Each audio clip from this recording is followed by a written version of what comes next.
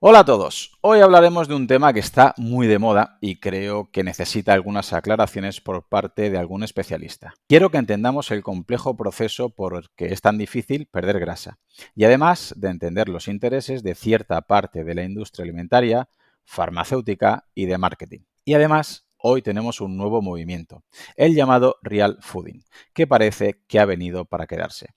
Para hablar de todo ello, tenemos con nosotros a Juan Revenga, dietista nutricionista y biólogo por la Universidad de Navarra. También es docente en la Facultad de Ciencias de la Salud en la Universidad San Jorge y es el autor del blog El Nutricionista de la General y autor de 2 libros que te dejaré en comentarios. Muy bienvenido, Juan. Muchísimas gracias por estar aquí en mi podcast. Miles de gracias, Claudio. El placer es mío. ¿Solamente puedo hacer dos apreciaciones a la presentación? Claro. Bueno, pues que desde este curso 2022-23 también voy a estar como docente en el grado de Nutrición Humana y Dietética de la Universidad Francisco Vitoria de Madrid. Ajá. Tanto en la asignatura que voy a estar, sea tanto en la modalidad online o semipresencial, que se dice más bien, como Ujú. en la presencial. Y el podcast, que es un proyecto relativamente nuevo que empezó en enero de 2022, que junto a Daniel Sanz, bueno, pues llevamos ya cerca de casi 30 capítulos o 30 episodios y se llama Factor Intrínseco y le estamos dedicando muchas ganas, pero le estamos dedicando muchas ganas porque lo hacemos con mucho placer, es decir, disfrutamos mucho haciéndolo, así que es fácil. Doy fe de ello porque también os sigo. Sé que tu compañero con el sonido es un poquito exquisito, así que creo que no le va a gustar demasiado mi podcast porque yo el sonido, por desgracia, no lo cuido mucho. Bueno, y menos como me ve a mí, es que me lo va a decir. Dice, y sigues con tus cascos de 15 euros, que cuestan 15 euros. Oye, no Sony, que tienen audio, que tienen micro y ya está. Pero sí, la verdad es que mi audio, de todo lo tuyo de tu podcast, mi audio seguro que es lo peor. Así, yo creo que a los Reyes va a haber que pedirles un micro, por lo menos, no una sala insonorizada, un estudio, pero sí, desde luego, un micro mejor. Juan, tú eres un referente en nutrición aquí en España y tienes un par de libros y me gusta bastante cómo enfocas el tema de la obesidad, el tema de adelgazar y sueles comentar siempre en tus libros que hablas que adelgazar es tremendamente difícil, que no es imposible, pero sí que es difícil, especialmente adelgazar y mantener ese adelgazamiento a lo largo del tiempo. ¿Por qué es tan difícil adelgazar realmente? Bueno, pues porque conlleva una serie de cambios en el comportamiento que no siempre son placenteros, sobre todo si no sabes muy bien cómo hacerlos, ¿no? Y vives un poquito, pues, a la estela de todas las luces de neón y de todos los reclamos que te hacen para precisamente adelgazar. ¿Por qué? Porque es algo que eh, es muy demandado. Hay muchísima gente que tiene muchísima necesidad de adelgazar o que se siente en esa necesidad, bien sea por salud, que es las que menos, bien sea por estética, que es la mayor parte de las veces, ¿no? Pues lucir guapo, lucir perfecto, tener un tipo maravilloso para lucirlo en Instagram en la playa ahora en verano o cuando sea, ¿no? Entonces, hacerlo realmente bien, adelgazar no es perder peso, adelgazar es perder masa grasa, perder o mejorar nuestra composición corporal en base precisamente a, si no bien o no tanto, que también ganar masa muscular, que siempre es beneficioso, desde luego nunca perderla, y sí, siempre el adelgazamiento, por definición, es perder porcentaje de masa grasa. Y eso es complicado porque conlleva, sobre el papel, es muy fácil de decirlo, enunciarlo es muy sencillo, es decir, ¿qué es lo que tienes que hacer? Pues comer menos y gastar. Hmm. Dice, pues, ir a la luna es muy sencillo, no tienes más que montarte en el cohete, llegar hasta allí y darte un paseo y volver. Es muy sencillo. Pero claro, todo lo que conlleva hacer todos esos procesos no es tan sencillo. Dicho de otra forma, no es que no sea tan sencillo, es que es jodidamente complejo y requiere muchísimo convencimiento, nunca fuerza de voluntad. La fuerza de voluntad es un elemento efímero como las pilas alcalinas que se gastan siempre, por muy buena pila alcalina que tengas, por mucha fuerza de voluntad que tengas, tu fuerza de voluntad va a decaer.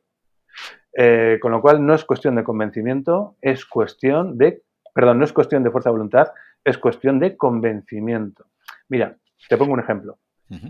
Si, bueno, mis hijas ya no son tan niñas, es que tienen ya 18 y casi 14 años, ¿no? Pero cuando eran niñas, bueno, aun y todo esto sigue sirviendo. Sí, que estuviésemos su madre y su padre detrás diciéndoles lávate los dientes, recoge tu cuarto y tal y cual, dependiera de nuestra fuerza de voluntad, ya haría tiempo que ni se lavarían los dientes, ni recogerían su cuarto, ni tal y cual. Depende de nuestro convencimiento en la educación y en educarlas de una forma adecuada y por eso estamos detrás y no hagas esto así, hazlo de esta forma y tal y cual. Es el convencimiento. Y con esto de la alimentación, que no me gusta decir dieta, sucede exactamente lo mismo. Parte del convencimiento de que tú quieres dejar de hacer las cosas como las estabas haciendo, que en, en muchos aspectos es mal o están mal, y pasarlas a hacer bien. Yo creo, pero claro, yo no soy una voz muy objetiva para todo esto, que es relativamente sencillo, pero claro, yo ya sé cómo, qué cosas son mal y qué cosas son bien, ¿no? Pero creo que no es tan complicado. Aun y todo, insisto, creo que mi punto de partida no es objetivo. Pero si no tienes los recursos, oye, pues acude a un profesional que con esta perspectiva, no la de perder X kilos para la boda de tu sobrina ni cosas así, sino con la perspectiva que te estoy diciendo, te asesore tanto en nutrición o en alimentación, bueno, en alimentación, no en nutrición, como en el caso de la actividad física, que tampoco en el deporte estrictamente, actividad física, que además incluirá, sí o no, normalmente sí, alguna actividad deportiva. Claro, vemos que influyen, hay muchos actores principales en esta película de adelgazar o de perder grasa. Y pones en tu segundo libro un ejemplo, que no sé si es de Julio Basulto, el del pez, los anzuelos, los pescadores, que me parece muy ilustrativo para que entienda gran parte de la población que hay muchos factores que influyen en este proceso. ¿Nos podrías describir este ejemplo para que lo entienda la gente a lo que estamos expuestos? El ejemplo sí creo que es de Julio Basulto, bueno, creo no, es seguro, lo que no sé si, no sé muy bien a qué refiero, si lo voy a saber contar bien, pero creo que en esencia hace referencia a la cantidad de tentaciones que tenemos para hacer nosotros las cosas mal. Nosotros somos los pececillos que vivimos por debajo de la superficie del agua y ahí fuera pues están todos los pescadores que tratan de, con ese reclamo tan popular que es el perder peso o el adelgazar, pues hacernos caer o picar con muchísimos reclamos, que básicamente son tres. Está el reclamo de la imagen, el reclamo de las frases de Paulo Coelho. Sí, eso es el típico, reconecta con tu organismo y cosas de ese pelo que no tienen ni pies ni cabezas, pero que son muy buen rollistas, suenan fenomenal Vende mucho, vende mucho. y te quedarías extasiado leyendo frases chorradas de esas, pues, sin fin, ¿no? Entonces tenemos la imagen de... Es que es curioso porque ¿cuántos que se proponen hacer o modificar cambios de alimentación y que están en Instagram o en TikTok tienen más de 50 años o más de 40? Todos son tipos y tipas estupendas, maravillosas, que lucen palmito con su tanga, sus abdominales, su micro pegado con un velcro, o con velcro con un esparadrapo aquí en el pecho, a pecho descubierto. Y bueno, pues la imagen, las frases absolutamente absurdas y descontextualizadas tipo Paulo Coelho, y luego está la ciencia. A todo esto le tienen que dar una pátina de cientifismo y te van a hablar pues que si insulinoresistencia, que si índice glucémico, que si los genes TOR, que si no sé qué, que si no sé cuál. Entonces dices, jo, este tío que tiene estas frases tan maravillosas, que luce tan maravilloso, maravillosa, y que además sabe un cojón porque habla de palabras que, o menciona palabras que yo no sé, esto tiene que funcionar, ¿no?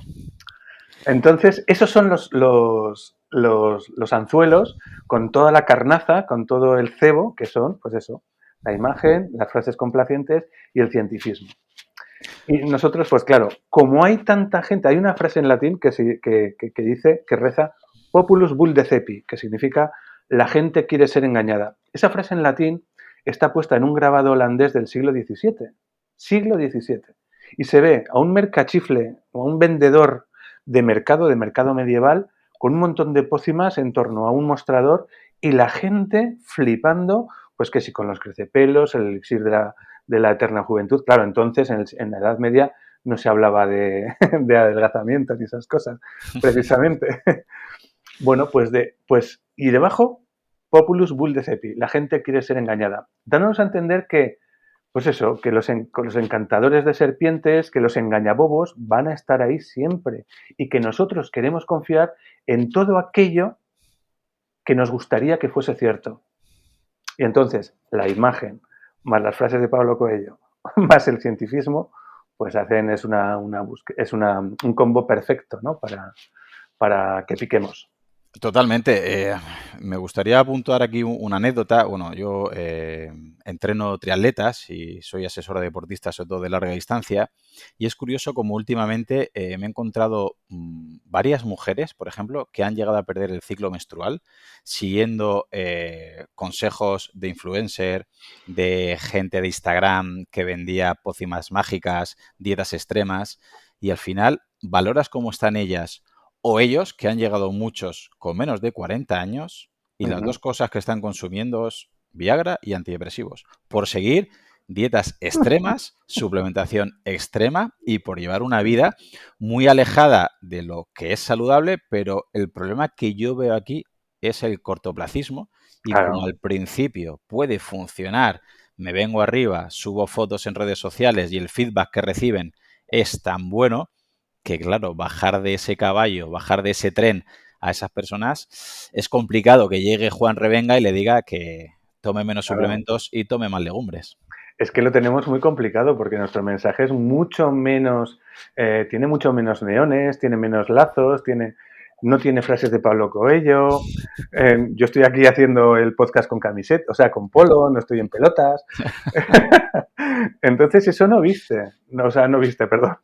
No, No vende, no vende. entiéndeme, no vende. Volviendo a la obesidad, como nutricionista, ¿por qué cada vez crees que hay más sobrepeso y más obesidad? ¿Y la gente que tiene este sobrepeso o esta obesidad, son ellos los culpables? ¿Son ellos la víctima? ¿O ni una cosa ni la otra? Te voy a hablar el título de un Ujú. post que redacté hace muy poco tiempo, bueno, hace 2 o 3 añitos. Las causas de la obesidad, ni estás solo ni tienes la culpa. Bueno, ni estás solo, está clarísimo, ¿no? Porque hay que decir, más de la mitad de la población adulta española tiene sobrepeso u obesidad. Si mal no recuerdo, según la última encuesta nacional o europea de salud de los españoles, estamos en torno al 54-56% de sobrepeso más obesidad en personas de más de 18 años. Con lo cual, solo no se va a estar. Y Ujú. tener la culpa, bueno, pues me gustaría traer a colación un monográfico maravilloso que hizo The Lancet, que hace un monográfico que se llamó Repensando y replanteando la obesidad. Y nos dice precisamente que ningún país ha reportado una disminución significativa de la prevalencia de la obesidad durante 3 décadas. Es decir, hacerle culpable a todas las personas que tengan sobrepeso u obesidad de su circunstancia, de que están comiendo mucho y se están moviendo poco, pues a lo mejor es un poco simplista y además poco riguroso, ¿no? En este mismo post hago referencia precisamente a un diagrama de influencia sobre el peso. Y se hablan precisamente de que hay un montón de influencias más allá bueno, ¿qué es lo que termina por condicionar que comas más o comas peor de lo que deberías hacer y de que gastes menos o te muevas menos de lo que lo deberías de hacer? Y en ese sentido es que o sea, hay un montón de elementos desde nuestra fisiología general, la fisiología particular, el medio ambiente, vamos a llamarle nuestro entorno en general, nuestro entorno más cercano, el marketing de alimentos, la disponibilidad de los mismos, el precio. Y al final es un diagrama en donde tienes más de 300 vías de influencia de unos sistemas u otros sobre precisamente ese famoso balance energético. Es decir que tenemos la culpa nosotros de todo eso cuando tenemos tantas tentaciones o cuando está todo tan dispuesto para que lo hagamos así, tan mal, en vez de otra forma, pues hombre, la verdad es que es un poco canalla, ¿no? Decirle, no, si es que además tienes tú la culpa. Estoy completamente de acuerdo, porque creo que hemos modificado, digamos, nuestro entorno, hay unos intereses detrás de todo esto y ahora mismo tenemos un cuerpo casi deseoso de coger peso porque llevamos muchísimos años Claro, padeciendo más hambruna y escasez que abundancia y claro, juntamos, no sé si estás de acuerdo conmigo o no, que hemos heredado ganas de comer más, facilidad para coger peso, con un ambiente obesogénico que no hace falta que te muevas, que te ofrecen comida ultra palatable y ultra procesada constantemente y creo que es una ecuación que es muy difícil de solucionar solamente, como claro, decías, con fuerza de voluntad o con come menos o muévete más, que por desgracia claro. no es así. Totalmente de acuerdo, Claudio. Si es que, puesto en cifras, llevamos, y solamente considerando el género Homo al que pertenecemos, llevamos 60, solamente esos, porque el resto, antes de la aparición del Mm, género Homo, ya también esos genes estaban trabajando claro, en una determinada dirección. Pero solamente desde hace 60.000 años claro. tenemos unos genes que están condicionándonos precisamente para, mientras veamos comida, comer y ponernos gochos, porque lo Claro. más probable es que eso vaya a ser así siempre, es decir, que no tengamos comida suficiente. Y eso, ese entorno ha sido así siempre hasta hace, vamos a ser muy generosos, 100, 150 años, siendo muy generosos, ¿eh? Estamos pasando por la, Ya bastante. estoy pasando por la Gran Depresión norteamericana, europea o mundial, estoy pasando las guerras mundiales, bueno, el estalinismo, pero es que tenemos una biología que juega en nuestra contra, mucho. Precisamente por esto que estás comentando, es por lo que podemos entender, por lo menos en parte, que todas las dietas funcionan al principio, pero luego empiezan a dejar de funcionar también y al cabo del tiempo la fisiología vuelve a su estado habitual y esa dieta que funcionaba ya deja de funcionar. Al principio puedo pasar hambre, al principio me puedo quitar los hidratos, al principio puedo comer pocas calorías, al principio me puedo privar de el dulce o lo que yo quería y llega un momento que si no hago las cosas bien, el cuerpo es cuando te pone en tu sitio y el cuerpo piensa, por aquí ya han pasado antiguamente antecesores míos y por aquí no me gusta dónde voy y el cuerpo, hasta donde yo entiendo, solo quiere supervivencia, con lo cual es, digamos, tu propio metabolismo, tu propia fisiología, la que te incita a que vuelvas a comer. Hombre, por descontado, las tentaciones y todas esas cosas. Es más, yo te diría, llevándonos la expresión todas las dietas funcionan al principio, que yo me lo voy a llevar a otro terreno y te voy a demostrar que el 100% de todas las dietas funcionan. Pero funcionan para aquel objetivo para el cual fueron diseñadas, que es ponerlas, esas dietas, la dieta del ayuno intermitente, la dieta keto, la dieta de los días alternos, la dieta disociada, la dieta que te dé la gana, están diseñadas para ponerlas en ese mostrador medieval y que un mercachifle, hoy con cuenta de Instagram y de TikTok, nos las ponga a nuestro alcance. Entonces, todas funcionan porque todas se compran, entiéndeme, se compran, o todas se siguen, incluso crean tendencias. Entonces, bueno, y muchas, evidentemente, porque todo esto es un gran universo mercantilista. Quiero decir, quien saca todo este tipo de productos o de servicios, vamos a llamarle, lo hace precisamente para sacar un rédito económico, un beneficio. Entonces, siempre hay, pues, o bien productos, o bien libros, o bien sesiones, o lo que sea, que se ponen a la venta.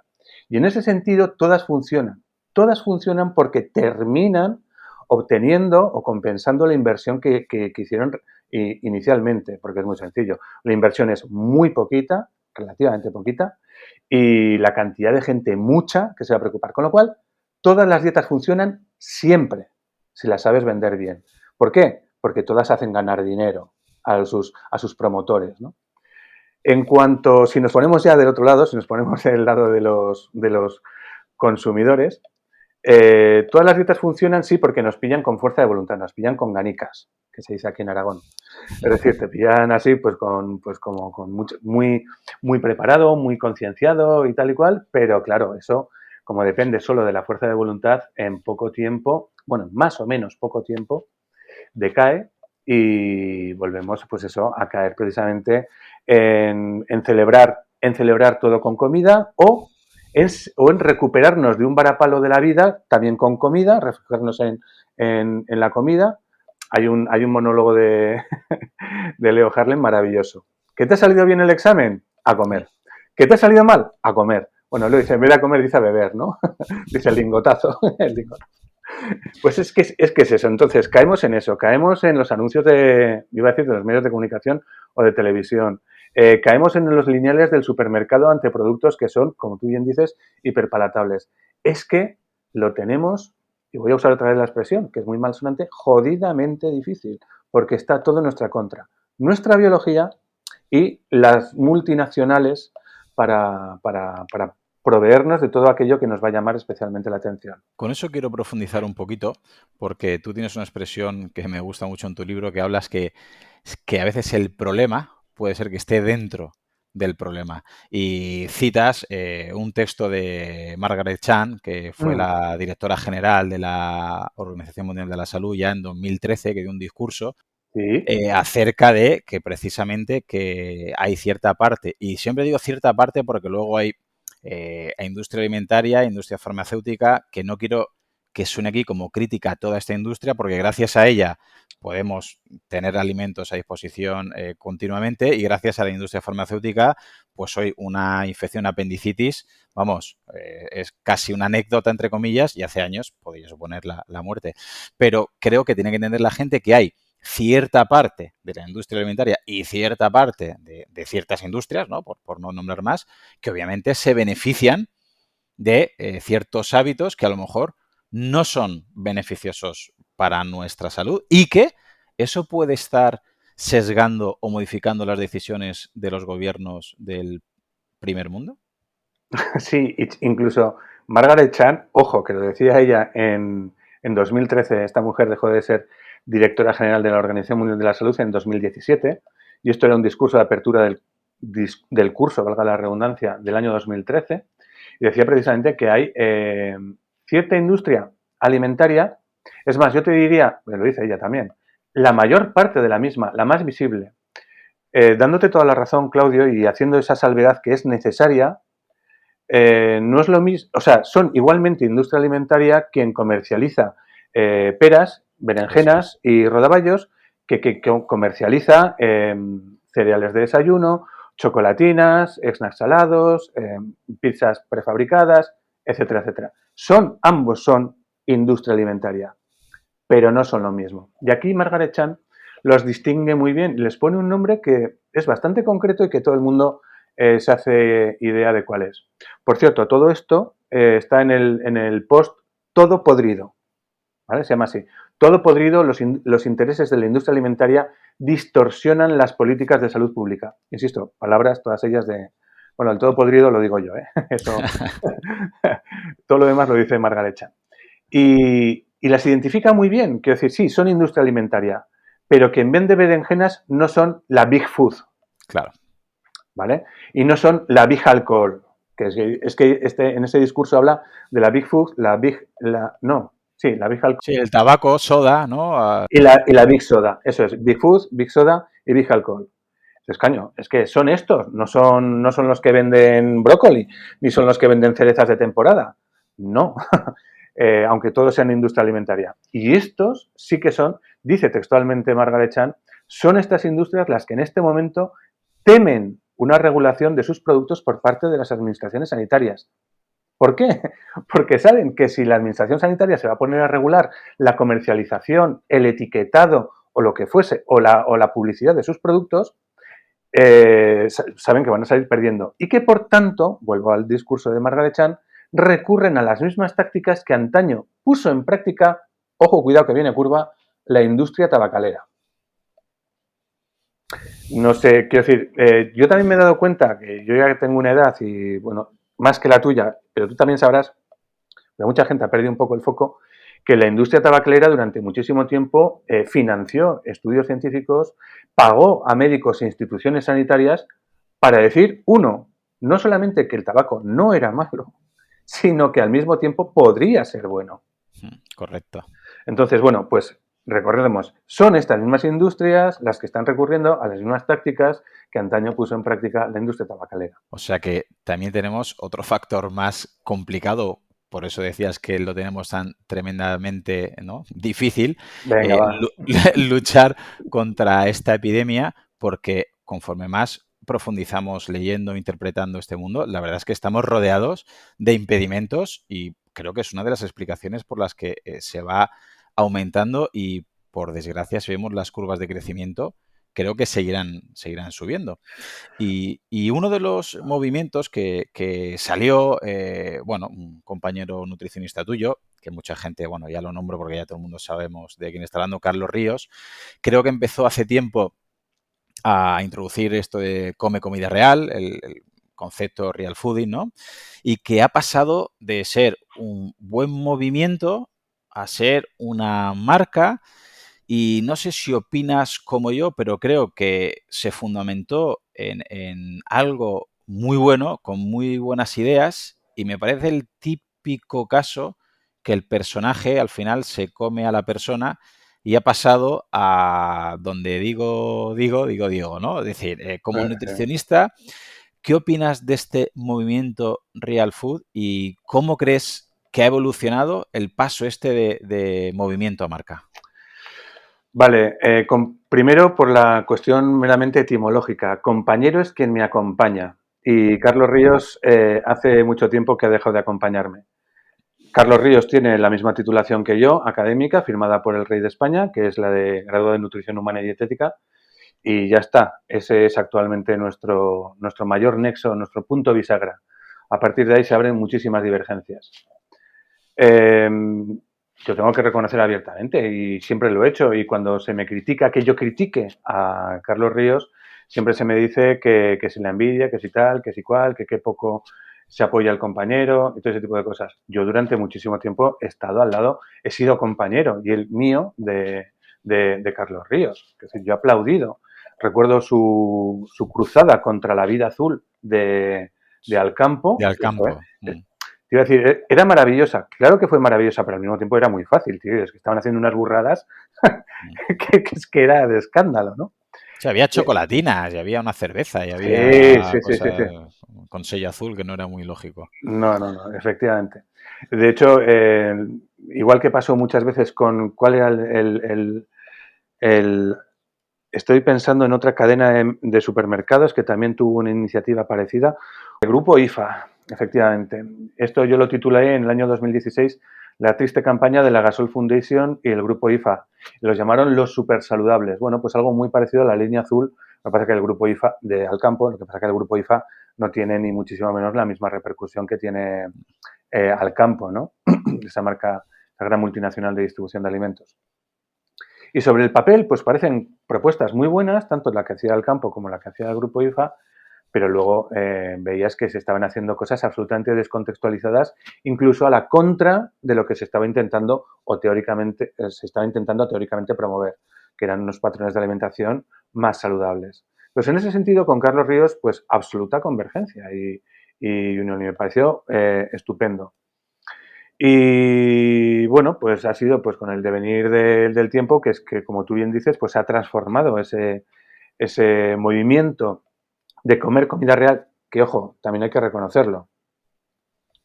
Es un latiguillo, es un concepto que no es para nada novedoso. La primera vez que se habló de come comida real en inglés fue en la década de los años 30 en Estados Unidos. Ojo, década de los años 30 del siglo XX. Ojo que tiene cola. El mismo Michael Pollan, un divulgador norteamericano, periodista centrado en cuestiones de salud y de gastronomía, también decía, utilizando también muchos de los recursos que llegó a utilizar también y sigue utilizando Carlos Ríos, referentes al de come cosas que tu abuela reconocería como comestibles. Si tu abuela no lo reconoce como comestible, pues entonces no es comida. Entonces, ese real food, con el expresado en inglés, pues bien, me parece muy bien. Ahora todo parece que expresado en inglés tiene eh, Mayor calado. mayor calado. Hay una frase, ya sabes que a mí me gustan mucho los latiguillos, los latinajos, perdón. Hay una frase que dice, Quisquil latini dictum sit altum videtur, que significa, dicho en latín, cualquier cosa dicha en latín suena más profunda. Ahora teníamos que cambiar con el latín y dictum, diríamos por English dictum. Es decir, cualquier cosa dicha en inglés suena más profunda, ¿no? Entonces ahora el real fooding, pues bueno, pues llámale comida real, pero eso es algo que otros divulgadores como Julio Basulto, como Beatriz Robles, como Miguel Ángel Urueña, pues hemos defendido siempre. Yo tengo una frase, la de menos marketing y más mercating, volviendo a utilizar lo del inglés. Volviendo al inglés. Eso es, dejando aparte el mercado, o sea, perdón, el marketing y volviendo al mercado, donde no hay marketing. El libro que comentas de Poland es el del detective del supermercado o un detective en el Sí, supermercado o algo así, que ya comentaba que al final se puede ver en varios sitios y te comentaba antes de la entrevista que yo a mis propios alumnos les digo, ya no les hablo de abuelas, ya casi le hablo de bisabuelas, pero les estoy diciendo lo mismo, o sea, algo que un antepasado tuyo reconociera, al final estoy prácticamente seguro que no te va a hacer daño.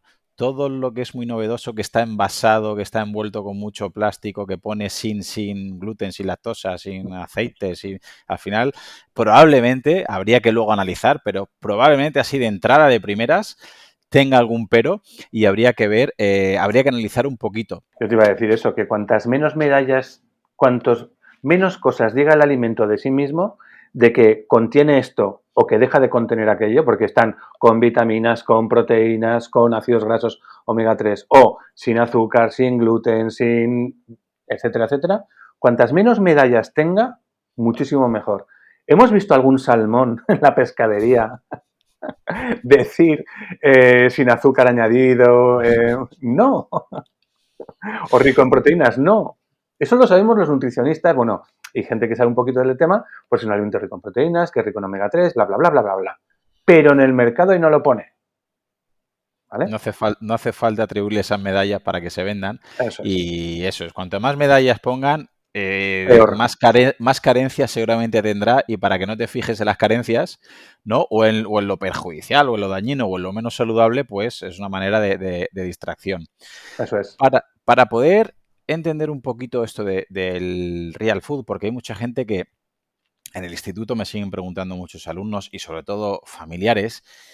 Bueno, Claudio, pero esto no es tan malo, esto tiene el sello Real Food, o aunque no tenga el sello Real Food, esto solo lleva dátil y lleva, lo que sea, sésamo, y lleva otros compuestos naturales, Y cacao natural. y cacao natural, esto nunca puede ser malo. Entonces, claro, como a veces toca hablar un poquito más de contexto y es un poquito más complejo, me gusta mucho un artículo que tienes, que ha dado bastante que hablar, que analizas varios productos de Real Food con ciertos filtros o aplicaciones y los resultados han sido, por lo menos para mí, bastante llamativos. ¿Nos podrías explicar qué es? Porque claro, mucha gente a lo mejor si empiezas a hablar del Nutri-Score o NOVA o el perfil de nutrientes de la OMS, no se ubica mucho. ¿Podrías hacer un repaso breve de Nutri-Score, NOVA, los perfiles o el etiquetado de Chile o el coco? Que a mí particularmente es la que más me gusta. Gracias, porque estoy ahí implicado en su, en su génesis. Bueno, antes de nada, decir que el post en el que hice el trabajo que inicialmente iba a ser un hilo de Twitter. Digo, voy a hacer un hilo de Twitter comparando las notas que le otorgan distintas aplicaciones que se basan en eso precisamente, en analizado el código de barras o leyendo el código de barras, darte una lectura nutricional con unos u otros criterios.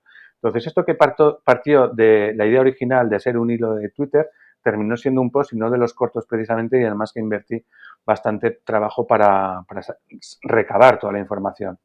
Se llama, al final, los productos real fooding bajo la lupa del Nutri-Score, que eso yo creo que más o menos sabemos la mayor parte de qué es, el sistema NOVA, la norma de etiquetado chilena, los perfiles de nutrientes de la OMS y la aplicación del coco que decías. Es decir, los productos real fooding frente a 1, 2, 3, 4, 5 o 6 de estas aplicaciones. Ah, bueno, perdón, 7 aplicaciones, porque también paso los productos real fooding o saco la leyenda que está haciendo la aplicación My Real Food de los productos real fooding. Es decir, le pasas su propio filtro. El filtro que ha creado, el autor que ha creado los mismos productos también tiene una aplicación, pues vemos qué resultados obtiene en esa aplicación que él mismo ha creado, en sus productos. Muy rápidamente. El Nutri-Score para mí, bueno, pues es un sistema que se nos viene encima. Espero que no. Actualmente está en debate en la Comisión Europea debatiendo si se utilizan precisamente lo que se conoce como etiquetado frontal de los alimentos, es decir, una nota nutricional a los alimentos envasados. Primero, si se va a utilizar y si se utiliza alguno de estos formatos, cuál se va a utilizar. Parece ser que uno de los que más fuerza se está haciendo, porque hay muchas multinacionales dentro implicadas, volvemos a El problema dentro del problema. Margaret Chan, ¿vale? Pues Nutri-Score parece que es uno de los que se nos viene encima. Para mí el algoritmo es sumamente complicado y parte, pues bueno, pues sabiendo un poco la concentración que tiene de grasas, de azúcares, de sal, de proteínas, de la proporción de frutas y verduras, legumbres, aceite de oliva, aceite de colza, aceite de nuez que tienen y ponderando todo eso en más o en menos, pues termina sacando una nota A, B, C, D o E, en colores del verde al rojo. Salen cosas absolutamente disparatadas, ¿no? Hay productos absolutamente ultraprocesados. Y ya no solamente por ser ultraprocesados, que tiene una muy buena nota en Nutri-Score. Que sería una A o una B, ¿no? Para que lo entiendan los oyentes. Y que sacan y que nutricionalmente cualquier nutricionista te diría, oye, mira, de esto cuanto menos mejor. El siguiente sistema es el sistema NOVA, que habla del grado de procesamiento de los alimentos. Este es muy sencillo. Son 4 niveles, nivel 1, 2, 3 y 4. Eres NOVA 1 si eres un alimento sin transformar. Pues estamos hablando de una manzana, estamos hablando de cualquier fruta, verdura o hortaliza, estamos hablando de legumbres secas, estamos hablando de pescado en la pescadería, aunque venga envasado, puede venir envasado, fileteado, pero eso está sin procesar, ¿no? Eso sería el NOVA 1. El NOVA 2, esto es muy importante, porque el sistema NOVA no es un sistema que va de lo mejor a lo peor. Es un sistema que tiene criterios, vamos a decirles, propios en virtud de cada nivel. El sistema, el nivel 2 del NOVA hace referencia a ingredientes culinarios. Y esto viene muy bien se entiende muy bien si hablamos de cosas que no se comen solas. Sal. Nadie come sal. Azúcar, incluso el azúcar. Nadie come azúcar. Puedes tomar pues, bizcochos con mucho azúcar, chocolate con mucho azúcar, refrescos con mucho azúcar, pero nadie toma azúcar. El aceite, bueno, y cosas así. Luego viene el NOVA 3, que es maravilloso, porque es las preparaciones industriales, evidentemente, que consisten en la mezcla de NOVAs 1 con NOVAs 2. Es decir, si te vas a hacer, yo qué sé, un salmón marinado a la plancha con curry, pues evidentemente lo que obtienes, el resultado, la receta final, es un NOVA 3. Claro. Unos garbanzos cocidos es un NOVA 3, porque les pones sal, les pones también, evidentemente, también algún antiespesante para que luego en el bote no se peguen, pero les puedes poner incluso aditivos para mejorar la durabilidad del producto, pero nunca, nunca los NOVA 3 contendrán aditivos que sirvan para modificar las cualidades organolépticas o sensoriales del producto. Es decir, porque eso ya sería el 4. Claro. Entonces, ¿qué es el NOVA 4? Todo lo demás. Claro. Aquello que de entrada tiene ingredientes difícilmente identificables. Cuando tú te estás tomando yo qué sé qué decirte, un paté de salmón que te venga en su latita de cualquier marca de estas, dices, pues a ver, yo el salmón aquí no lo veo por ningún lado. Y además tiene, pues eso, antioxidantes y tiene colorantes y tiene potenciadores de sabor y bla, bla, bla. Ultraprocesados, para que nos entendamos. Lo que todo el mundo entiende como ultraprocesados. Bien, tenemos el Nutri-Score, tenemos el sistema NOVA. Que, perdóname, entre esos dos, de momento, a mí por lo menos, desde mi ignorancia, me parece más lógico el NOVA, porque el Nutri-Score, lo que comentabas, a lo mejor un ultraprocesado que es desnatado o que le han quitado cierta parte de la grasa, lo puntúan mejor que Sí, una lata de sardinas en aceite de oliva. totalmente. De hecho, las conservas de pescado en aceite normalmente están entre una C y una D de Nutri-Score. Ojo, cuidado. Sin embargo, en el sistema NOVA normalmente se van al NOVA 3. Claro. Claro, no es el pescado fresco, no es el aceite, es el pescado con el aceite y la sal. Ya está. NOVA 3. Bien. A mí me gusta más, pero tenemos que tener claro una cosa, Claudio, que en el sistema NOVA no estamos hablando de nutrición, pero Resulta que si utilizamos con fines nutricionales lo que nos dice el sistema NOVA, falla muchísimo menos que el Nutri-Score. Claro. Te voy a explicar, que tú vas a entenderlo muy bien esto. Digo, por tu formación. Vamos a analizar la composición corporal de una persona.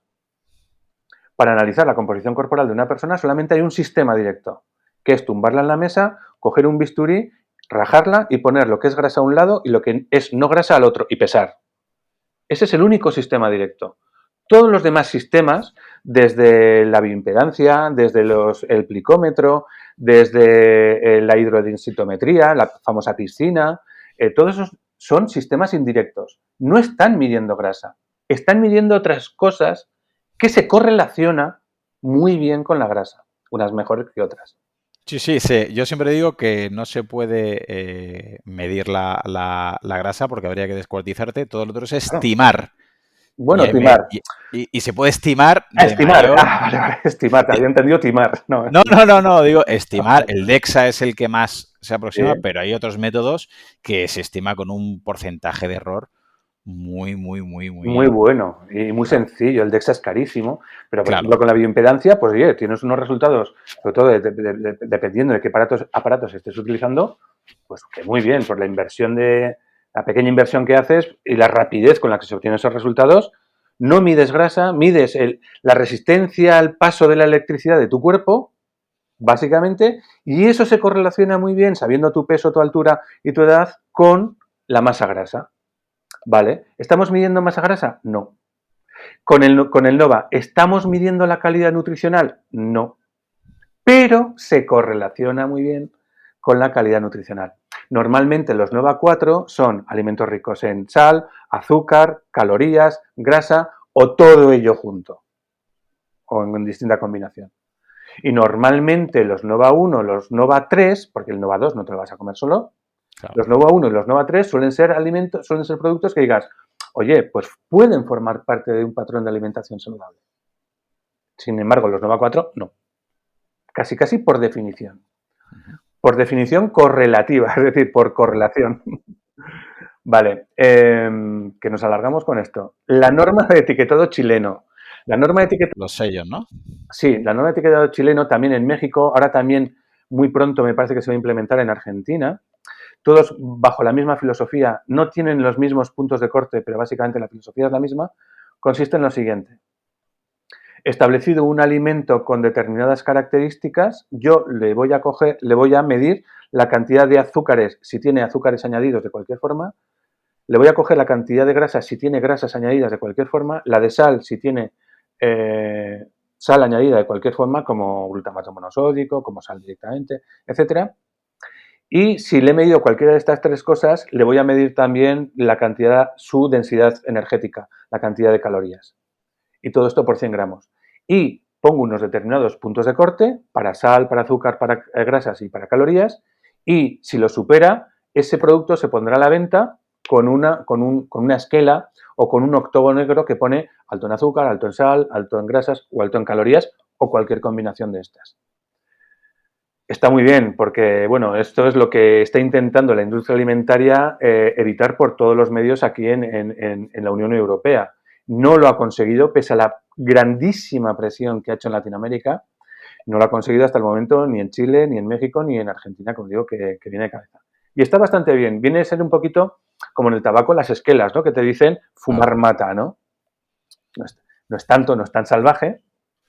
Sí, pero para mucha gente creo que estaría muy bien porque hay menos lugar a dudas y muchos familiares que le compran eso a sus hijos, sobrinos, nietos para desayunar, snack del mediodía, merienda, Claro. almuerzo, creo que lo tendrían claro si ven un sello negro que ponga, ojo, cuidado o no es Claro. recomendable. A mí me gustaría, mira, esto lo he pensado alguna vez, pero ahora lo vuelvo a hacer consciente porque ya se me había olvidado.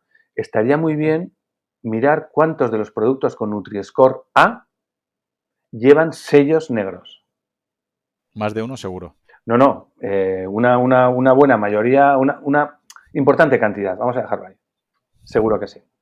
Bien, y luego, por último, casi por último, tenemos los perfiles de nutrientes de la OMS como no es una aplicación porque no existe que no se ha digitalizado hasta ese punto, pero es, vamos a decir, una norma en la que nos propone la OMS y para mí es la mejor. ¿La mejor por qué?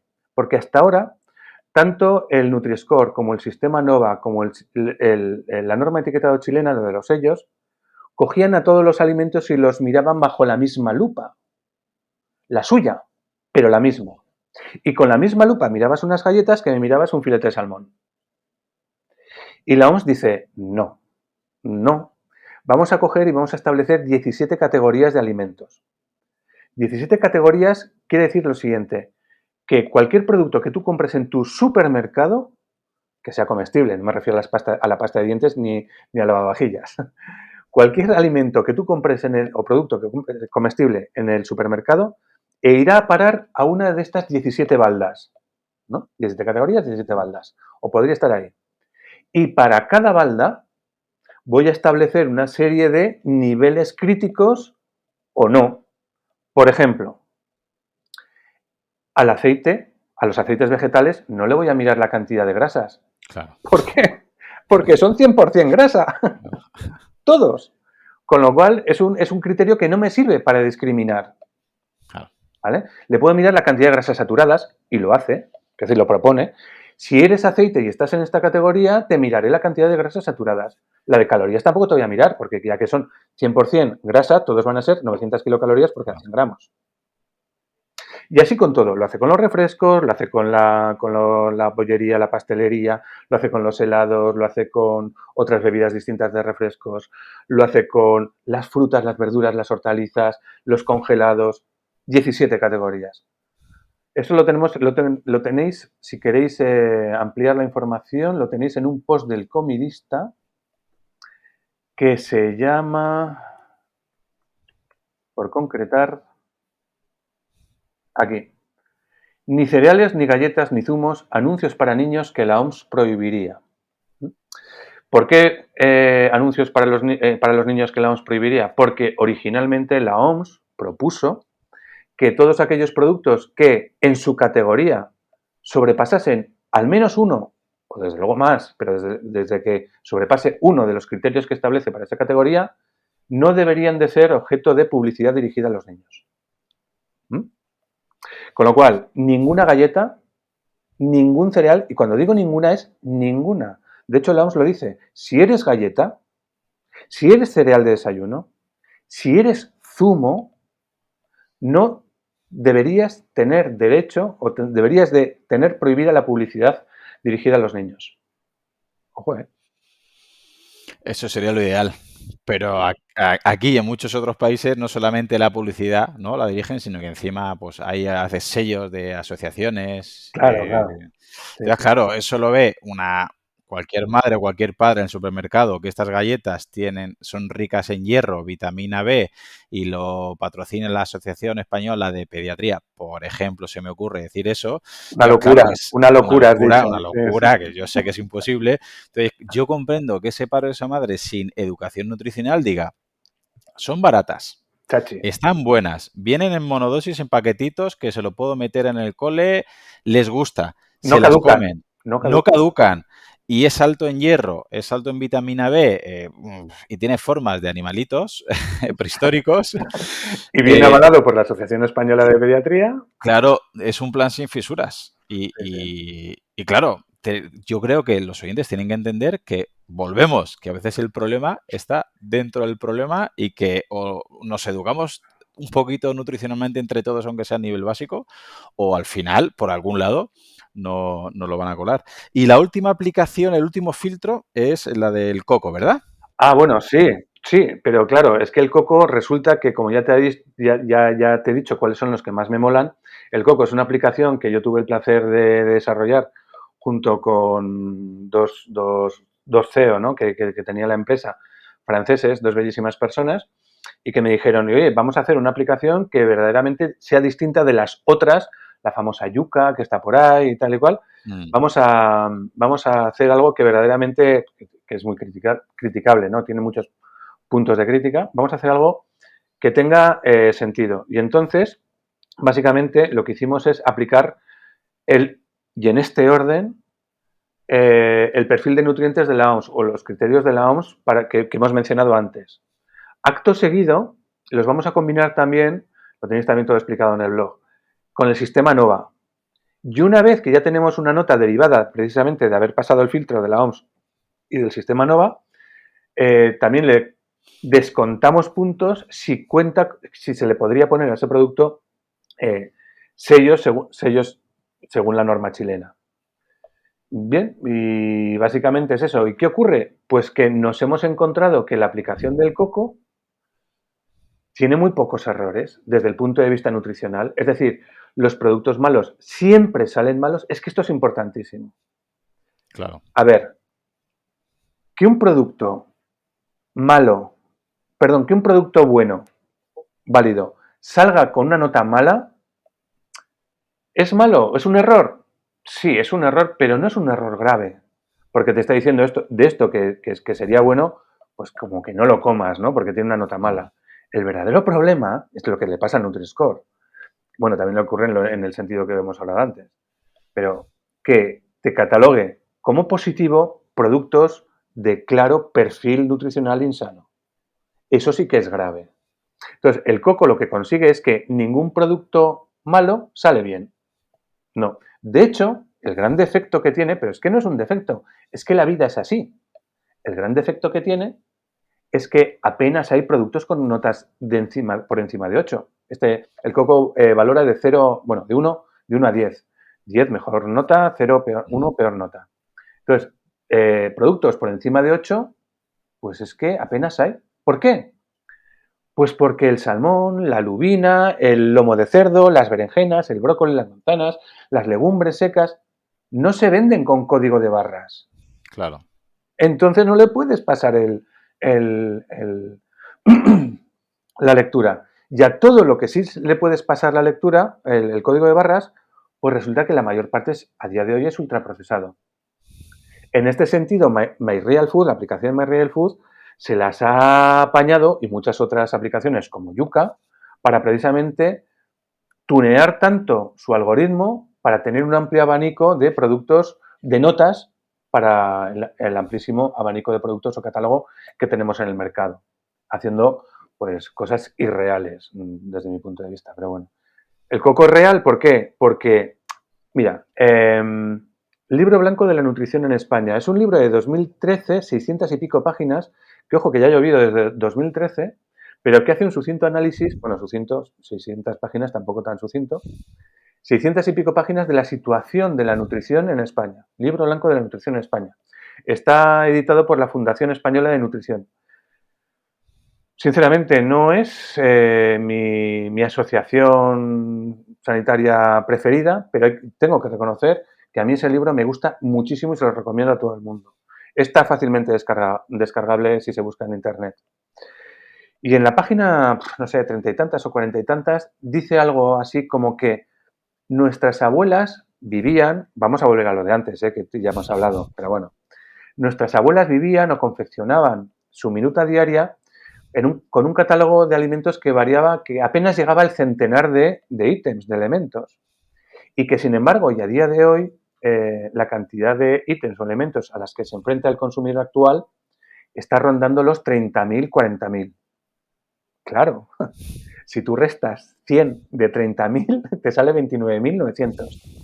Pues esos 29.900, si tú quitas el aguacate, que no estaba en tiempos de nuestras abuelas, quitas el kiwi, quitas las semillas de chía, quitas el kale y quitas 4 tonterías más, esas 29.900 o 39.900 son básicamente alimentos ultraprocesados. Entonces, el coco te sacaría muy buenas notas con los productos de nuestras abuelas. Lo que pasa es que no tienen código de barras. A día de hoy tampoco. Muchos de ellos. Pero, por ejemplo, en el coco, las conservas de sardinas, de atún y tal y cual, suelen sacar bastante buena nota. Están del 8 para arriba. Claro, es que yo lo que entiendo que el coco es una mezcla, ¿no? Del Es una perfil de mezcla. nutrientes de Eso la es. OMS con el sello chileno y con Nova. Eso es, básicamente. Dejando un poquito de lado Nutri-Score, porque quiero hacer hincapié en algo que has dicho, que a lo mejor Nutri-Score, una lata de sardinas, se cataloga como algo malo, y entre muchas comillas no pasa nada porque alguien no tome sardinas o no tome lata Sí, sí, sí. de conservas, porque bueno, puedes comer perfectamente sin esos nutrientes o esos alimentos. Pero el peligro que yo veo, que es un poquito a lo que quiero que ahora vayamos con el real food, es que a lo mejor está catalogado con una A o con una B, un ultraprocesado, un producto que no es bueno, y encima la gente tiene la idea que eso es bueno. Y me parece que eso Claro, es lo peligroso, porque se lo comen diciendo, ostras, esto tiene una A, claro, esto tiene una claro, B, esto es bueno. claro. Y como me han puesto aquí un sello Real Food, o no lo han puesto, da igual, pero pienso que es bueno, estoy comiendo algo que no es saludable, pensando que es saludable. Y ahí creo que es donde tanto el Nutri-Score como ahora el movimiento Real Food, por desgracia, van a crear muchas confusiones, ¿no? Así es, para que quede constancia de cómo funciona el algoritmo del coco y que es absolutamente transparente, por cierto, el que lo quiera se lo puede descargar, no está en su mejor momento porque no ha recibido la última, como sea, ronda de financiación, pues porque no obtenemos muchos inversores. ¿Por qué? Porque no le gusta a quien tiene la pasta para que eso funcione. Bueno, pues no está en su mejor momento, pero bueno, si tenéis tanto Android como iOS, está ahí descargable. Y para conocer precisamente su algoritmo, yo os invito a que leáis el post Nueva versión del Coco basada en criterios científicos, contrastados y accesibles. Eso está en mi blog. Entonces, lo que comentabas, ese es el grandísimo peligro, efectivamente. Marcar como buenos alimentos que son netamente malos, que le pasa al Nutri-Score y que le pasa, en cierta medida, también a los productos real fooding. Y si quieres, vamos un poquito con ese análisis Vale. qué pasa cuando metemos los productos real fooding en todos estos criterios, ¿no? Todas estas Uh -huh. aplicaciones. Bueno, pues voy en titulares porque si no, esto es eterno. Vale. Real fooding, real fooding frente al Nutri-Score. Pues resulta que más del 41% de todos los productos real fooding tienen notas C o D. Es decir, me vas a decir, a ver, Juan, hace un momento estabas poniendo mal al Nutri-Score y lo sigo poniendo mal, pero es que resulta que algo que pasa por súper saludable y que difícilmente va a ser malo, pues que ni al Nutri-Score se la pega. Es decir, que tiene notas de C o D, el C o D, el 41%. En el lado más positivo, vamos a decir las cosas también como son, Uh -huh. resulta que ningún producto real fooding tiene nota E Nutri-Score. Ninguno obtiene la peor de las notas posibles que otorga el Nutri-Score. Uh -huh. El 36% sale, no, perdón, el 31,6 sale con C y el 10,5 sale con D de dedo. A todo esto hay que decir que estamos hablando de, si mal no recuerdo, te voy a decir 1, 2, 3, 4, 5, 6, 7, 8, 9, 10, 11, 12, 13, 14, 15, 16, 17, 18, 19. Es decir, eso, 19 productos real fooding. Pero ojo, ¿qué productos estamos hablando de real fooding? Estamos hablando de, es que te tiembla un poco la voz cuando esto. Esa es la pregunta, Claro, efectivamente. estamos hablando de croissants real fooding. Estamos hablando de galletas, cookies, de muffins, de helado de vainilla, de helado de cacao, yogur líquido natural, yogur líquido coco piña. Estamos hablando de queso cremet, estamos hablando también de refresco de cola, refresco de naranja, o kombucha de cola, kombucha de naranja, que se le llaman. Claro, es que cuando estamos hablando de este tipo de productos, ¿qué quieres, chiquillo? Bastante buena nota has sacado con los productos que estás sacando. Ya te digo. Pero la pregunta es, efectivamente, que bueno, el Nova, sello chileno, los perfiles de la Organización Mundial de la Salud o del Coco, estoy seguro que el resto de notas habrán sido iguales o peores, O por peores. lo que he visto en tu artículo. Y al final, un poquito que la crítica que yo personalmente le estoy haciendo es a este movimiento, a esta marca, es que mucha gente puede al final interpretar de la manera de decir, bueno, entonces, Juan, como nutricionista, ¿qué es mejor? ¿Que me tome la crema de cacao convencional clásica de toda la vida o que me tome la crema de cacao Real Food o Comida Real o la marca que creemos mañana entre Juan y Claudio Food? Pero déjame antes decir dos cosas. Porcentaje de productos real fooding que la OMS permitiría que fuesen anunciados para niños. O sea, de todos los productos real fooding, ¿cuáles cumplen o están por encima, o sea, serían avalados por la OMS? El 26,3. ¿Esto qué quiere decir? Que el 73,7 no. Suspende según la OMS. Ojo. Con el sistema NOVA, el 58% de los productos real fooding son ultraprocesados, NOVA 4. Solamente el 5,3 es un NOVA A y el resto, el 36,8, son NOVA, Nova 1, No a Nova uno. 1, son NOVA 3, el 36,8. Y por último, lo de los sellos chilenos. Porcentaje de productos real fooding que podrían anunciarse en Chile. Sí podría el 57,9, no podría el 42,1. De hecho, el 57,9% no llevaría ningún sello. El resto, es decir, el 48%, tendrían 1, 2, 3 o 4 sellos chilenos. O sea que si estoy entendiendo los datos que estás ofreciendo, la aplicación o el filtro que mejor pone a Real Food sería Nutri-Score, Sí, que eso es es. la que más, la que siempre ha criticado el... Eso es. No poniéndola bien, no saliendo bien, netamente, es la que mejor le trata. Y que además es la herramienta que Carlos Ríos siempre ha criticado. Por Bueno, eso digo que paradójicamente lo que más se ha criticado él es la que mejor lo trata. eso es. Espera, y la pregunta, antes de la pregunta. Porcentaje de productos calificados como buen procesado frente a mal procesado en la aplicación MyRealFood. El 100% de los productos que tiene MyRealFooding el 100% están bien catalogados según la aplicación MyRealFood. O casualidad. Es decir, es un Juan Palomo, básicamente. Y ahora la pregunta del millón. Bueno, la clásica, ¿no? El cacao. La del cacao. Vamos a ver, entonces, ¿qué me está recomendando un nutricionista como Juan Revenga? Que en vez de comerme la crema de cacao de una marca moderna que promueve o dice que lleva mucha comida real, lleva cacao, lleva dátiles o lo que quiera llevar, o que consuma la crema de cacao clásica de toda la vida.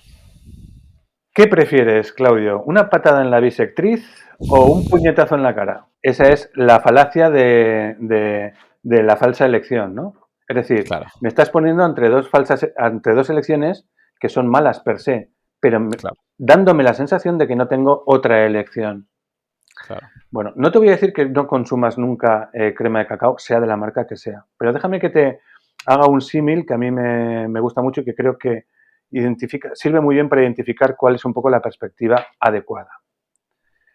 Yo le llamo, esto poca gente, lo he hablado pocas veces porque lo he desarrollado hace relativamente poco.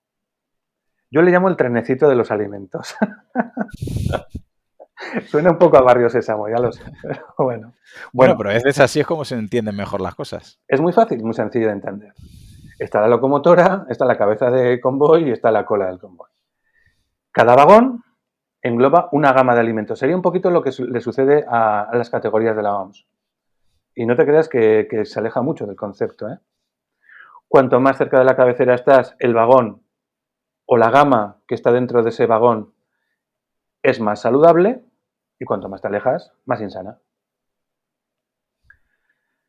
Dentro del vagón hay distintas filas y distintos asientos. Te puedes sentar también dentro del vagón más cerca de la cabecera o más cerca de la cola.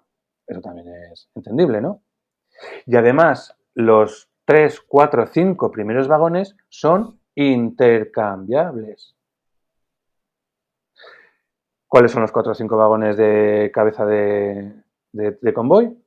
Frutas, verduras, hortalizas, legumbres, frutos secos. Yo pasaría a un segundo tramo de vagones que estaríamos hablando de carnes, pescados y productos de origen animal. Y luego ya podríamos empezar con el de las galletas, el de la bollería. Por cierto, los tramos son intercambiables, los vagones en cada tramo son intercambiables. Donde digo carne, pescado, huevos, son intercambiables, productos de origen animal, o alimentos básicamente animales. Y luego donde pongo galletas, bollería, refrescos, snacks salados, etcétera, etcétera, ultraprocesados en general, también son intercambiables. Ujú. Con la misma perspectiva que te he hablado de las filas de los asientos. Si tú me haces una galleta de avena, que sea baja en sal, que sea con aceite de oliva, sin aceite de palma, etcétera, etcétera, pues vas a ser una galleta privilegiada dentro de tu vagón. Y te sentarás más adelante, pero en tu vagón. No te vas a ir al vagón de las frutas. Eres galleta, ¿no? Pues ya está. ¿Qué ocurre? Que si te vas a poner a escoger entre un producto y otro, pues escoges preferentemente, pero sabiendo dónde estás jugando. Que estás jugando en el vagón de los ultraprocesados, de las pastelerías, de tal y cual. Pues sí, venga, venga, te sientas más adelante, crema de cacao, como te llames, pero que estás ahí. ¿Qué es mejor en vez de tortazos en la bisectriz o en la jeta? ¿Qué es mejor? ¿Saltar del piso 50 o del 26? Si vas a jugar en esas ligas, si vas a jugar en esos vagones, si vas a entrar ahí o vas a coger productos de ahí y sabes que lo vas a hacer con cabeza, responsablemente y tal y cual, disfruta, hijo, disfruta, disfruta. Come la que te guste, pero no escojas uno por motivos de salud, porque en esos vagones no juega la salud, bueno, no juega, es decir, no rema en pro de la salud, todo lo contrario, todo lo que está ahí va contra la salud. Pero por lo menos puede ir a favor de disfruta. Al final, obviamente es menos malo quizás uno que el otro, pero creo que la diferencia es ínfima y al final lo que hay que hacer es no consumirlos. Es tan sencillo como no consumir un croissant, sea real food, no sea real food, o sea la mitad de food, porque llevará más o menos azúcar, o llevará más o menos tipo de grasa, o llevará más o menos emulsionantes, emulgentes, espesantes, y al final creo que encima te está desplazando frutas, verduras, legumbres, tubérculos, carnes, pescados, Eso huevos, es. y ese será el problema al fin y al cabo. Ese es el caso, no tomar precisamente esos alimentos como una costumbre, esos productos. Yo prefiero hablarles de productos. Escoger esos alimentos como un producto que esté constante o que sea un denominador común habitual en tu pauta de alimentación. Dice, ¿tú cuánto tomas un croissant? Dice, ocasionalmente. Dice, sí, vale, ocasionalmente un croissant, ocasionalmente una magdalena, ocasionalmente estas patatas fritas sabor Tijuana o Tex-Mex, ocasionalmente un refresco, ocasionalmente, y luego, ¿qué es ocasionalmente? Que esto es muy divertido. Yo en clase Claro. he levantado la mano y digo, lo he hecho el experimento de dos formas, con respuestas cerradas y respuestas, ponme en un papel que crees que es consumo ocasional. Y salen desde una vez al día hasta una vez al mes, hasta una vez al año. Claro. Y de ahí todo lo que te quieras imaginar. Pero claro, si cuando la gente cree que ocasionalmente es una vez al día de lo que sea, yo perdona, eso no es ocasionalmente. Y si eso además lo replicas con los refrescos, con las pizzas ultraprocesadas, con los snacks salados, con la bollería, con el tal, dices, pues es que claro, ocasionalmente, ese ocasionalmente lo estás replicando muchas veces. Es que vas mucho a esos vagones de cola. Claro. Y al final se convierte en la norma o en el denominador Claro. común y volvemos al principio de la entrevista, y al final son los problemas que no nos impiden bajar de peso y que poco a poco te hacen tener peores hábitos y pues entorpecen un poquito todo. Sí. Vale, pues para concluir, Juan, me gusta terminar las entrevistas que los invitados hagan una pequeña conclusión con una aplicación práctica de la ley de Pareto para que sepan los oyentes las cosas mínimas o las cosas básicas que podrían aplicar para tener pues el mínimo cantidad de resultados que sean óptimos. En el caso para perder peso, ¿qué consejos básicos nos podrías regalar para poder llevar a la práctica sin complicar demasiado la vida, sabiendo que son cosas mínimas, que luego habría muchas más cosas por encima, pero ¿qué sería para ti el mínimo exigible? Muy conceptual y muy difícil bueno, que es muy conceptual en referencia a que hay mucha gente que lo puede interpretar de distintas formas. Pero básicamente es, no te preocupes por comer bien, deja de comer mal. Volviendo a Julio Basulto, que este sí que me acuerdo más cuando lo puso, está muy bien que te preocupes por la decoración del pasillo de tu casa, por el papel, por los cuadros, si están movidos, si están centrados, si no, si tal, si cual. Pero si tu casa está en un incendio, se está incendiando, está sufriendo un incendio en ese momento, no es momento de pararse a preguntarte si el papel casa con el marco del cuadro. Que sí, que en otras circunstancias sí, pero ese no es el nivel. Y en este momento estamos en una situación, hablo en líneas generales, en una situación de incendio. No nos preocupemos por comer nutrientes, es decir, bueno, por comer nutrientes ya sean las proteínas, los omega 3, vitaminas, etcétera, etcétera, ni por dejar de comer nutrientes sin sal, sin tal, sin cual, sino o por tomar cale o por semillas de chía, que ya ha salido varias veces, todas estas cosas, sino preocupémonos de comer bien, preocupémonos por dejar de comer mal, evitando en la medida de lo posible el supermercado, aunque bueno, oye, somos conocedores de cuáles son nuestras limitaciones sociales, iba a decir geopolíticas, geográficas, en cuanto a la disponibilidad que tenemos de ir a un mercado, a un comercio minorista. Pero si vas al supermercado, haz la compra como si estuvieras en un mercado, porque lo que hay, bueno, hay determinados matices, ¿no? Pero lo que hay en un mercado también lo está en un supermercado. Entonces, céntrate en hacer una compra tipo mercado, algo así. Y con una única recomendación, para hacerlo muy sencillo, que dices tú, la ley de Pareto, teorema de Pareto, que todas las comidas principales tengan todas al menos una ración de alimentos vegetales frescos, en forma de verdura, en forma de hortalizas, bien salteada, al horno, rehogada, cruda y aliñada, en puré, en crema, gazpacho, bichisuas, como te dé la gana, guarnición en esa carne, en ese pescado, que es muy típico tomar de segundo. Me preocupa relativamente poco, pero que haya por lo menos una ración de alimentos vegetales en las comidas y otra en las cenas. Y ya si queremos rizar el rizo, y porque es relativamente fácil, que nuestros postres sean fruta. No es obligatorio. Dices que yo no tomo postre. Bueno, pues me parece muy bien, no tomes postre, pero también sepas que deberías tomarla en algún otro momento. Pero como sí que es habitual, o por lo menos lo era en tiempos de nuestras abuelas, el que hubiese obligatoriamente, bueno, no se entendía como igual que a día de hoy no se entiende una comida sin pan, en tiempos de nuestras abuelas no se entendía una comida sin postre. Y en el 90% en tiempos de nuestras abuelas, salvo que fueran cumpleaños, navidades, tal, era fruta de temporada. Con esas dos tonterías, ya tenemos 4 de las 5 raciones mínimas recomendadas de entre frutas y verduras al día, ¿no? Y de verdad, esta es una máxima que en mi casa se sigue sí o sí. Además, hoy has publicado, Sí, porque que somos prácticamente la huerta de Europa, ¿no? Y que el porcentaje de españoles que consume fruta y verdura a diario es muy, muy, muy pobre. O sea, sí. consumimos en España muy poca verdura y muy poca fruta. Y joder, que si somos la huerta de Europa. En millones de toneladas, el país mayor productor de verduras y hortalizas es España con 10,2 millones de toneladas. Detrás está Italia con un 7,3. Es decir, es que le ganamos en un tercio, en un 33%. Y en cuanto a las frutas, producimos 13,5 millones de toneladas. Italia, que es la que nos sigue, 10,3. Y en cuanto al consumo, somos el número 14 de 27. Y estamos 4 puestos por debajo de la media de consumo de frutas, verduras y hortalizas que se consumen en la Unión Europea. Los que más consumen, y es que también es de locos, son irlandeses y holandeses, que posiblemente lo hagan con fruta y verdura española, o por lo menos en gran medida. En gran parte seguro. Sí, sí, sí.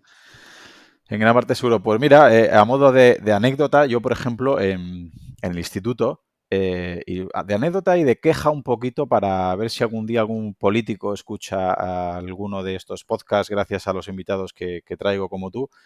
Yo, por ejemplo, en educación física, claro, tenemos 2 sesiones semanales y son 2 sesiones que tiene que haber movimiento. Si les doy teoría a los alumnos ya me tiran, como es lógico, por la ventana. Claro. Pero bueno, siempre tengo alguna indirecta, siempre intento explicar alguna cosita y yo, por ejemplo, les puntúo que traigan frutas o verduras o frutos secos, ¿vale? En el almuerzo porque les puntúo de manera, digamos, les subo la nota si lo traen. Y luego hay padres que incluso se llegan a quejar porque me dicen que quién soy yo para decir que su hijo lleve fruta al colegio, que por qué le voy a poner más nota si trae una pera que si trae un bocadillo de chorizo. Y creo que falta muchísima educación nutricional e información, y por eso me gustaría que implantaran una asignatura de hábitos de vida saludables en el colegio e instituto, que tocaran también, por supuesto, el tema nutricional, porque simplemente que traigan más fruta y verdura a la escuela, al instituto, al colegio, yo creo que ya podríamos llegar al mínimo, o podría ayudar a que llegáramos a este mínimo de comida saludable, que entre otras cosas nos va a hacer que tenga mucha más salud las generaciones venideras, y aparte que egoístamente nos interesa a nivel económico, porque las enfermedades que vienen, que se correlaciona con la obesidad, con el sobrepeso, con el sedentarismo, nos influye directa o indirectamente. No sé si estás de acuerdo. Totalmente, pero es que además es una idea muy, perdóname que, muy anticuada. Quiero decir, esto ya lo puso de relieve, no sé si lo conoces, y también investigarlo por ahí porque es muy interesante el informe Lalonde, ¿te suena? Sobre los No. determinantes de la salud. Los determinantes de la salud, bueno, pues es la genética, es el medio ambiente, es el sistema sanitario y otros elementos. Esas 4 cosas son determinantes de la salud. Y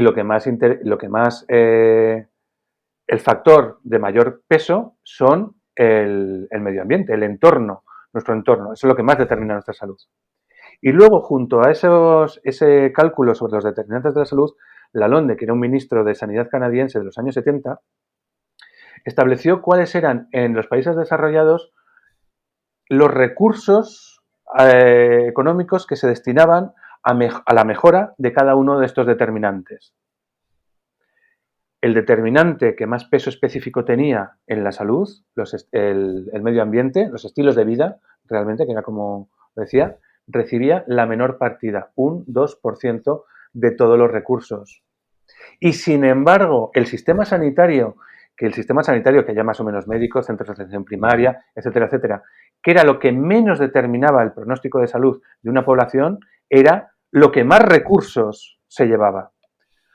Es que, ¿cuál es la conclusión? Volviendo, yo creo que he salido también, pero en otro sentido, que tenemos una mentalidad absolutamente cortoplacista.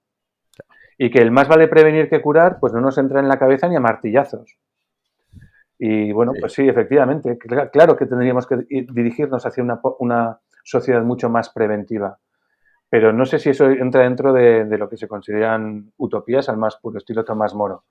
No quiero decir, joder, es que este es un irrealizable, es que tenemos ya tanta experiencia demostrando que esto debería ser así y no lo estamos haciendo, con lo cual, igual, no sé si es un momento de bajar los brazos. Bueno, yo no voy a dejarlo, yo no. Y tú me imagino que tampoco.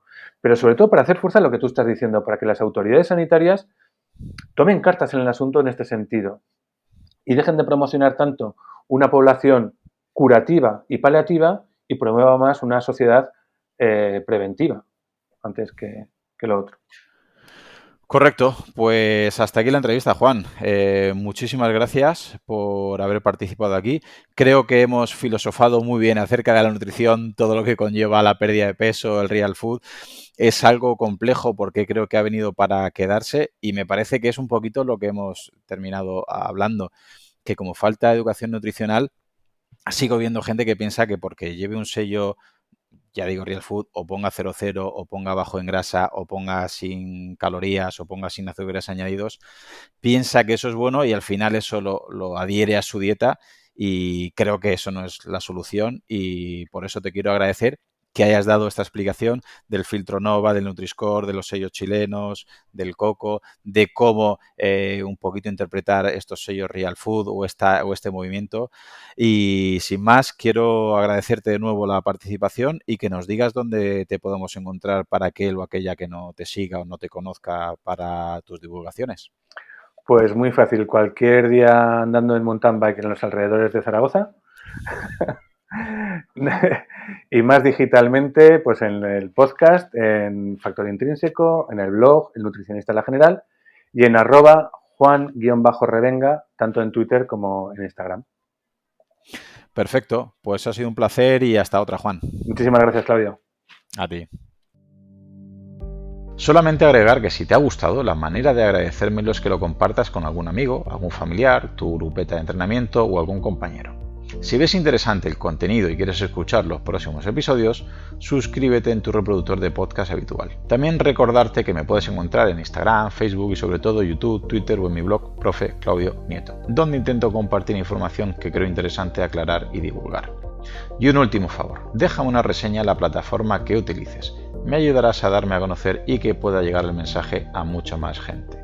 Así que con esto me despido, muchísimas gracias por escucharme y te espero en unos días por aquí con un nuevo episodio. ¡Hasta pronto!